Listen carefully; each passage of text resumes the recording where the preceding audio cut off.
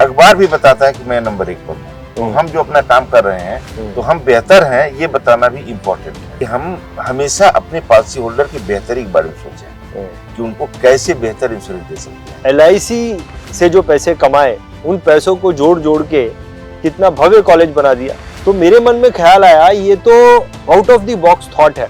मैं पॉलिसी के बारे में बात नहीं करता हूँ, उसकी सर्विस के बारे में बात करता हूँ। किसी न किसी माध्यम से डायरी है, कैलेंडर है, या जो भी मेरे पास छोटे मोटे एक लफ्ज ऑफ टोकन्स है जो हम उनको दे देते हैं। मैं ऐसा नहीं कि कोई जिसकी आर्थिक स्थिति कमजोर है उससे कम रखूं और जिसकी आर्थिक स्थिति बहुत अच्छा रखूं। सबसे एन एवरेज बढ़िया संबंध रखते हैं और पर्सपेक्टिव लिस्ट तैयार करता हूँ। 3 महीने बाद मैं लूंगा तो मैं उनके सामने लिख देता हूँ। अगर आज आप फरवरी चल रहा तो हम मई डाल दिए, मई 2026 में 15 से 20 तारीख में से बात करना है। और मेरी डायरी भरी रहती है। हाँ, ये बहुत इंपॉर्टेंट है। अगर आप नहीं करेंगे तो आप बाहर हो जाएंगे। टाइम मैनेजमेंट बड़ी इंपॉर्टेंट है। अगर आप किसी को टाइम देते हैं 10 बजे का तो आपको पौने 10 बजे उसके करीब रहना चाहिए, ताकि अगर कोई जाम भी लगे तो आप पैदल पहुंच सकें। करेक्ट। अगर बीमा की आपको जरूरत है तो ही लीजिए, नहीं जरूरत है मत लीजिए। आप टर्म प्लान ले लीजिए।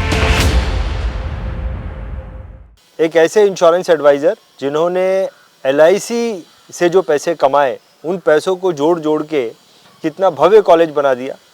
और जब मेरे को ये पता चला तो मेरे मन में ख्याल आया, ये तो out of the box thought है।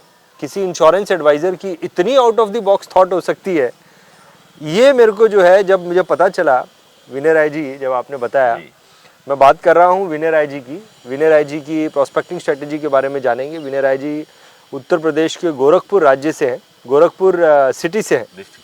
सो विनय राय जी, मैं आपसे ये जानना चाहता हूँ कि आप तो ये कॉलेज चलाते हैं, आप एक डेयरी भी चलाते हैं, और ये सब करते हुए आप LIC में टॉप लेवल के इंश्योरेंस एडवाइज़र हैं।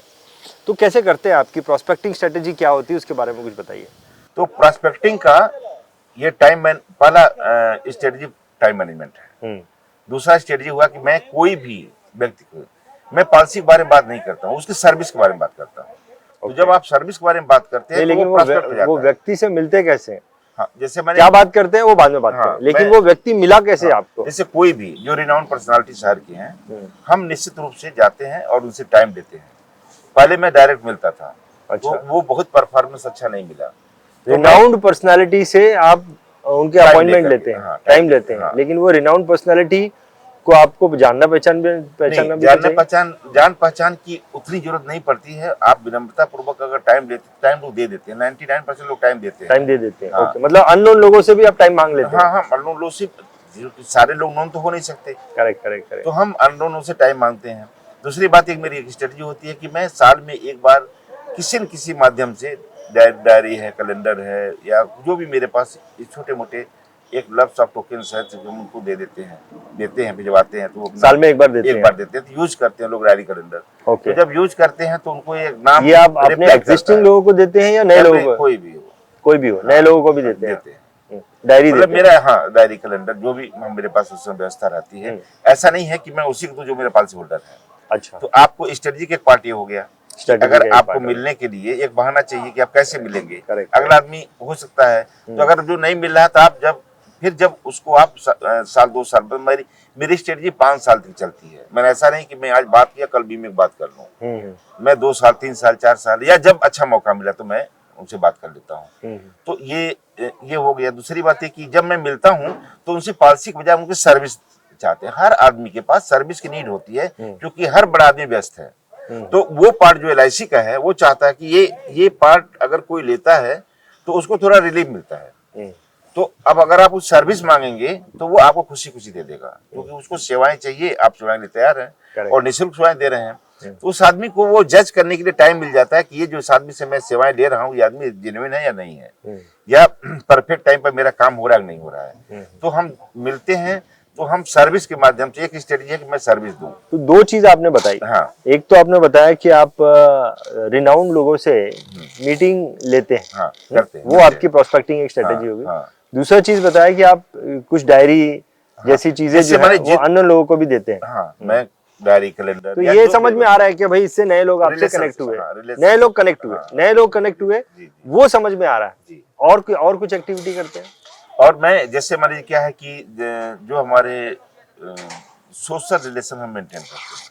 ओके, स्ट्रेटजी का एक बहुत बड़ा पार्ट ये होता है कि अगर आप सोशल रिलेशन, जैसे मान लीजिए कि अगर हम आपको जरूरत पड़ी या मान लीजिए आपने कभी हमको कॉल किया तो हम आपके निस्वार्थ आपके साथ में जुड़ा हूं, तो अगला आदमी को क्या होता है ना, वो चाहता है कि ये आदमी बिल्कुल जेन्युइन पर्सन है, कि जब हमको नीड है तो आ सकता है, मिल सकता है। तो मैं सोशल रिलेशन को मेंटेन करता हूँ। कैसे वो कैसे मेंटेन करते हैं? वो जैसे एक बहुत बड़ी इसको अगर ये बात कर सकते हैं कि सोशल रिलेशन को मेंटेन करने के लिए ऐसा नहीं होता कि मैं आज काम शुरू करूं और सोशल रिलेशन शुरू हो जाए। इसके लिए एक लंबा समय लगता है। तो वो लंबे समय में जिनसे मेरे एक बार संबंध हुआ तो उसको मेंटेन किए, फिर कभी उनको जरूरत पड़ी, कभी हमको जरूरत, बातचीत चलते रही। तो ऐसे में सभी लोगों को मैं ऐसा नहीं कि कोई जिसकी आर्थिक स्थिति कमजोर है उससे कम रखूं और जिसकी आर्थिक स्थिति बहुत अच्छी से बहुत अच्छा रखूं। सबसे एन एवरेज बढ़िया संबंध रखते हैं। हाँ, ये जरूर है जो हमारे पोटेंशियल पॉलिसी होल्डर हैं उनका हम ख्याल ज्यादा इसलिए रखते हैं कि चूंकि वो ज्यादा व्यस्त हैं। Correct correct. तो सोशल रिलेशन के थ्रू हो जाता है। दूसरा ये है कि हम कोई न कोई अपना कार्यक्रम, आप भी जानते हैं कि अगर आप बेहतर हैं, जैसे किसी अगर बेहतर है तो ये बताने की भी जरूरत है कि हम बेहतर हैं। तो हम सोशल मीडिया के माध्यम से भी अपनी बातों को रखते हैं कि मैं ये काम किया हूँ, ये नहीं किया हूँ, या मुझे ये अचीवमेंट मिला। तो सोशल मीडिया के माध्यम से ही भी मैं करता हूँ। तो मतलब अब क्या जैसे आप BITV से आपकी भी कोई स्ट्रेटजी होगी, तो आप अपने टीवी के माध्यम से उन इंश्योरेंस एडवाइजर को भी आप कुछ न कुछ आप स्ट्रेटजी बना के देते हैं कि ताकि वो अपना बेहतर बिजनेस कर सके। करेक्ट। बहुत ही पावरफुल स्ट्रेटेजीज है। आप सोशल मीडिया का भी इस्तेमाल करते हैं। हाँ। अप्रोक्सीमेटली आपका कितना समय जाता है ये प्रोस्पेक्टिंग में, और कितना साल भर में इन्वेस्टमेंट होता है? साल भर में बताइए, ऑन एन एवरेज कितना इन्वेस्टमेंट होता है? देखिए, इन्वेस्टमेंट तो हम अमाउंट में नहीं बता सकते आपको, क्योंकि रीजन क्या है, लेकिन हाँ, हमको जो जरूरत होती है मैं उसको कम्प्रोमाइज नहीं करता हूँ। जैसे मेरा आप बिल्कुल अप टू मार्क रहता है। हमको जो भी कोई ट्रेनिंग अगर लेनी है तो मैं ले लेता हूँ। ओके। 1-2 घंटा तो लगता है एवरीडे। हम हर दिन का 2 घंटा तो आपका आधे घंटे, 1 घंटे, 2 घंटे मैक्सिमम, ये आप इतना देते हैं? मिनिमम आधे घंटे, क्योंकि इससे अधिक हम दे भी नहीं सकते। मेरे पास बहुत सारे इतने सारे काम कर रहे हैं और सब बड़े लेवल पे कर रहे हैं। हाँ, तो इतने ही दे पाते हैं। जैसे बोले हमको अब सुबह जगने के बाद हमको डेयरी भी देखना है, कॉलेज भी देखना है, अपना फिजिकल एक्टिविटी भी करना है, फिर फैमिली देखना है, बहुत सारे काम है। तो 1 से 2 घंटे या आधे से 1-2 घंटे तक मैं देता हूँ प्रोस्पेक्टिंग के लिए। और प्रोस्पेक्टिव लिस्ट तैयार करता हूँ। अच्छा, ओके, पक्का। इसमें लिस्ट तैयार करता हूँ। वो बिना प्रोस्पेक्टिव लिस्ट से आप कैसे बात करेंगे? आपको आज किसी बात हुई, अगर आप उसको राइट डाउन नहीं करेंगे तो आपको जब कभी पन्ना पलटेंगे या कभी उस आदमी को देखेंगे तब याद पड़ेगा। इसलिए हमको रेगुलरली 2-3 तरह की लिस्ट बनानी चाहिए। एक तो हमारे पास जो बड़े पॉलिसी होल्डर हैं या बड़े लोग हैं उनकी मैं अलग बनाता हूँ। एक जो एवरेज इनकम ग्रुप के लोग हैं उनकी मैं अलग बनाता हूँ।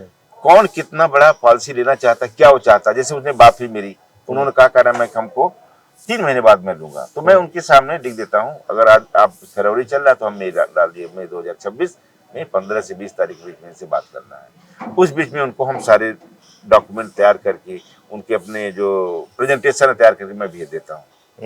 तो एक तो ये कि हमेशा आपको लिस्ट करना चाहिए, लिस्ट प्रोस्पेक्टिंग का। ओके।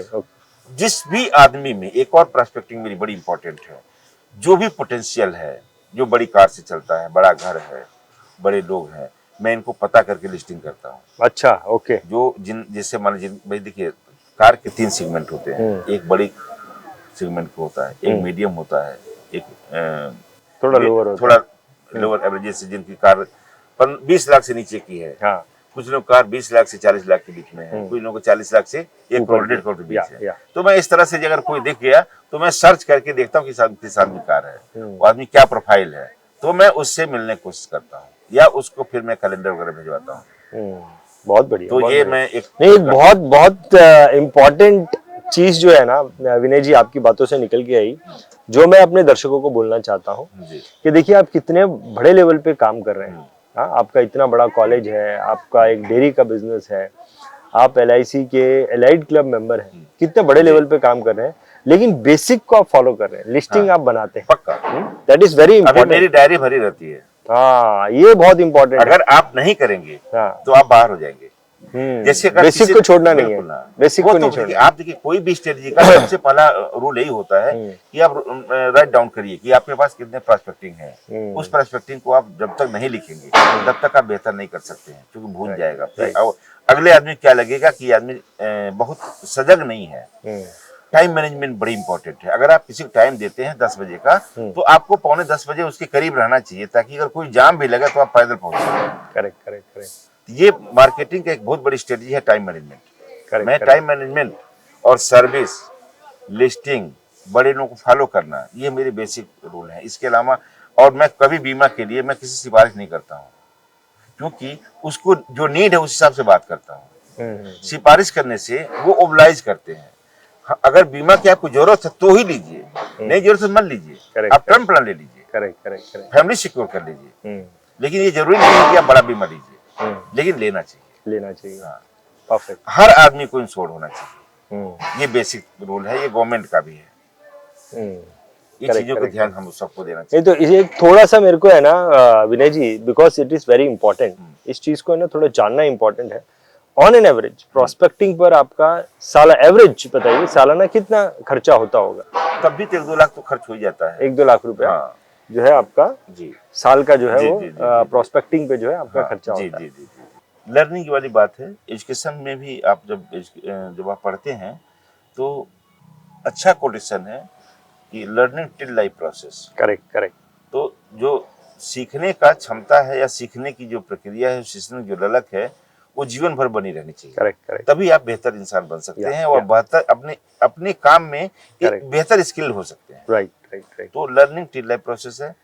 और ये बताना, अखबार भी बताता है कि मैं नंबर 1 पर हूँ, तो हम जो अपना काम कर रहे हैं तो हम बेहतर हैं, ये बताना भी इम्पोर्टेंट है। करेक्ट तो करेक्ट। हम कैसे बताएंगे ये पब्लिसिटी, चाहे हम ये बहुत इंपॉर्टेंट बात है, ये बहुत इंपॉर्टेंट बात है। फेसबुक के माध्यम से, व्हाट्सएप के माध्यम से, एवरीथिंग, या पर्सन टू पर्सन, या किसी तरह से हम बताना चाहते हैं। करेक्ट करेक्ट कि हम ये है। तीसरी बात ये कि अगर आप बेहतर काम कर रहे हैं तो एक चीज बड़ी इंपॉर्टेंट है, वो स्ट्रेटजी का एक पार्ट होना चाहिए कि हम हमेशा अपने पॉलिसी होल्डर की बेहतरी के बारे में सोचें कि उनको कैसे बेहतर इंश्योरेंस दे सकते हैं, करेक्ट, उनसे कैसे उनके परिवार को बेहतर हम सुरक्षा दे सकते हैं, कैसे उनके परिवार को बेहतर बचत करा सकते हैं। कभी अपना लाभ छोड़ करके जब आप किसी पॉलिसी होल्डर के लाभ के बारे में डिस्कस करेंगे तो निश्चित रूप से कि आपका एक जो काम करने का जो तरीका है वो नंबर 1 पे जाएगा।